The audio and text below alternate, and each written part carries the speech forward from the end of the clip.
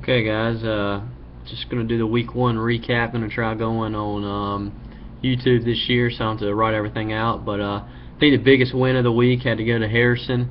It was a dominant performance. He killed me in week one, throwing up the most points with around 143.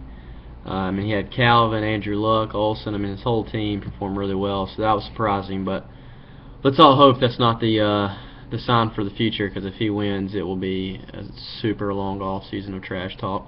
Some other big wins. I mean, Nate the Chocolate Face coming in with a 106-87 win of Kyle Cochran.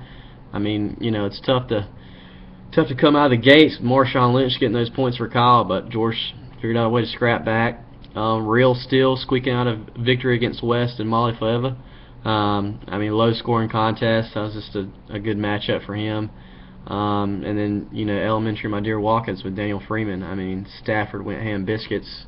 You can't do anything about that. I mean, that's just, Crotch Saints had a decent week, but you can't stop Stafford when he gets going. And in the close matchup of the week, you got Fire Breathing Rubber Duckies versus Monica Loves Clinton Dix. Yes, she does. 83-84 came down to the last game. I mean, I didn't know who was going to win that one. It was that second game on Monday night that was telling it, so I stayed up, of course, since I'm the commissioner, but that was a late one. Good win for AJ, and it's stuff like that can really help out a season when you squeak out victories like that. So, yeah, personal note, I only had 60 points in mine against Harrison. Just an awful showing.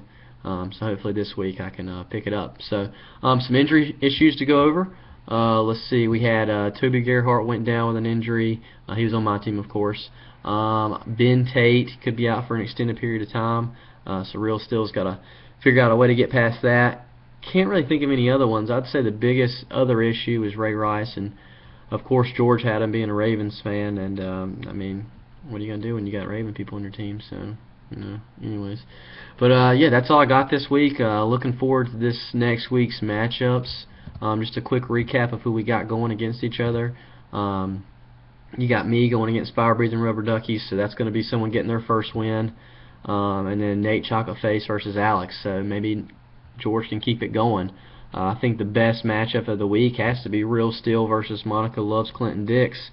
You got the two 1-0 teams going against each other, so somebody's going to move into first place with, or at least tied for first place if they squeak out that win. So some good matchups across the board.